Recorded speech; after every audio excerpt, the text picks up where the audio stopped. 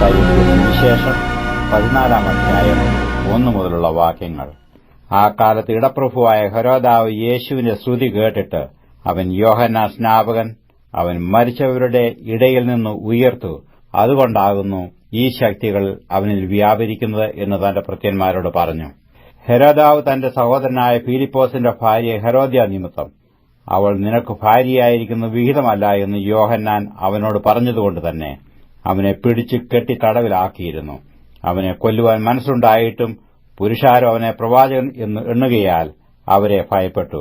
എന്നാൽ ഹെരോദാവിന്റെ ജനനദിവസമായപ്പോൾ ഹെരോദിയയുടെ മകൾ സഭാമധ്യേ നൃത്തം ചെയ്തു ഹെരോദാവിനെ പ്രസാദിപ്പിച്ചു. അതുകൊണ്ട് എന്തു ചോദിച്ചാലും അവൾക്ക് കൊടുക്കും എന്ന് അവൻ സത്യം ചെയ്തു വാക്കുകൊടുത്തു.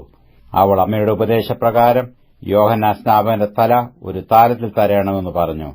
രാജാവ് ദുഃഖിച്ചുവെങ്കിലും ചെയ്ത സത്യത്തെയും വിരുന്നുകാരെയും വിചാരിച്ച് അത് കൊടുപ്പാൻ കൽപ്പിച്ചു. ആളയച്ച് തടവിൽ യോഹന്നാനെ ശിരച്ഛേദം ചെയ്യിച്ചു. അവന്റെ തല ഒരു താലത്തിൽ കൊണ്ടുവന്ന് ബാലയ്ക്ക് കൊടുത്തു. അവൾ അമ്മയ്ക്ക് കൊണ്ടുപോയി കൊടുത്തു. അവന്റെ ശിഷ്യന്മാർ ചെന്ന് ഉടലെടുത്ത് കുഴിച്ചിട്ടു. പിന്നെ വന്നു യേശുവിനെ അറിയിച്ചു. അത് കേട്ടിട്ട് യേശു അവിടം വിട്ട് പടകിൽ കയറി നിർജ്ജനമായൊരു സ്ഥലത്തേക്ക് വേറിട്ട് വാങ്ങിപ്പോയി.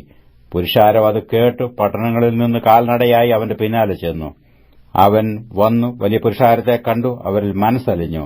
അവരുടെ രോഗികളെ സൌഖ്യമാക്കി.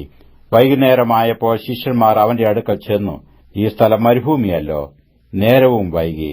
പുരുഷാരം ഗ്രാമങ്ങളിൽ പോയി ഭക്ഷണസാധനങ്ങളെ കൊള്ളേണ്ടതിന് അവരെ പറഞ്ഞയക്കണമെന്ന് പറഞ്ഞു.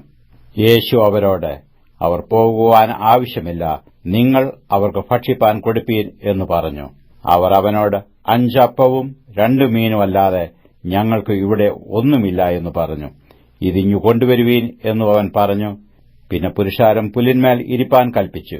ആ 5 അപ്പവും 2 മീനും എടുത്ത് സ്വർഗ്ഗത്തേക്ക് നോക്കി വാഴ്ത്തി അപ്പം നുറുക്കി ശിഷ്യന്മാരുടെ പക്കലും ശിഷ്യന്മാർ പുരുഷാരത്തിനും കൊടുത്തു.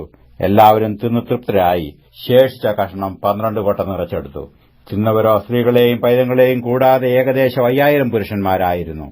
ഉടനെ യേശു താൻ പുരുഷാരത്തെ പറഞ്ഞയക്കുന്നതിനിടയിൽ ശിഷ്യന്മാർ പടകിൽ കയറി തനിക്ക് മുമ്പായി അക്കരയ്ക്ക് പോകുവാൻ അവരെ നിർബന്ധിച്ചു. അവൻ പുരുഷാരത്തെ പറഞ്ഞയച്ചിട്ട് പ്രാർത്ഥിപ്പാൻ തനിയെ മലയിൽ കയറിപ്പോയി. വൈകുന്നേരമായപ്പോൾ ഏകനായി അവിടെയിരുന്നു. പടകോ കരവിട്ട് പല നാഴിക ദൂരത്തായി. കാറ്റ് പ്രതികൂലമാകൊണ്ട് തിരകളാൽ വലഞ്ഞിരുന്നു. രാത്രിയിലെ 4-ാം യാമത്തിൽ അവൻ കടലിന്മേൽ നടന്നു അവരുടെ അടുക്കൽ വന്നു. അവൻ കടലിന്മേൽ നടക്കുന്നത് കണ്ടിട്ട് ശിഷ്യന്മാർ ഭ്രമിച്ചു. അത് ഒരു ഭൂതം എന്ന് പറഞ്ഞ് പേടിച്ച് നിലവിളിച്ചു. ഉടനെ യേശു അവരോട്, ധൈര്യപ്പെടുവീൻ, ഞാനാകുന്നു, പേടിക്കേണ്ട എന്ന് പറഞ്ഞു. അതിന് പത്രോസ്, കർത്താവേ, നീയാകുന്നുവെങ്കിൽ ഞാൻ വെള്ളത്തിന്മേൽ നിന്റെ അടുക്കൽ വരേണ്ടതിന് കൽപ്പിക്കണമെന്ന് പറഞ്ഞു. വരിക എന്നു അവൻ പറഞ്ഞു. പത്രോസ് പടകിൽ നിന്ന് ഇറങ്ങി യേശുവിന്റെ അടുക്കൽ ചെല്ലുവാൻ വെള്ളത്തിന്മേൽ നടന്നു. എന്നാൽ അവൻ കാറ്റ് കണ്ടു പേടിച്ച് മുങ്ങിത്തുടങ്ങുകയാൽ, കർത്താവേ, എന്നെ രക്ഷിക്കണമേ എന്ന് നിലവിളിച്ചു. യേശു ഉടനെ കൈ നീട്ടി അവനെ പിടിച്ചു. അല്പവിശ്വാസിയെ, നീ എന്തിന് സംശയിച്ചു എന്ന് പറഞ്ഞു. അവർ പടകിൽ കയറിയപ്പോൾ കാറ്റമർന്നു. പടകിലുള്ളവർ, നീ ദൈവപുത്രൻ സത്യം എന്ന് പറഞ്ഞു അവനെ നമസ്കരിച്ചു. അവർ അക്കരയെത്തി ഗന്നേസരേത്ത് ദേശത്ത് ചെന്നു. അവിടുത്തെ ജനങ്ങൾ അവൻ ആരെന്നു അറിഞ്ഞു ചുറ്റുമുള്ള നാട്ടിൽ എല്ലാം ആളയച്ച് ദീനക്കാരെയൊക്കെയും അവന്റെ അടുക്കൽ കൊണ്ടുവന്നു. അവന്റെ വസ്ത്രത്തിന്റെ തൊങ്ങൽ മാത്രം തൊടുവാൻ അനുവാദം ചോദിച്ചു. തൊട്ടവർക്കൊക്കെയും സൌഖ്യം വന്നു.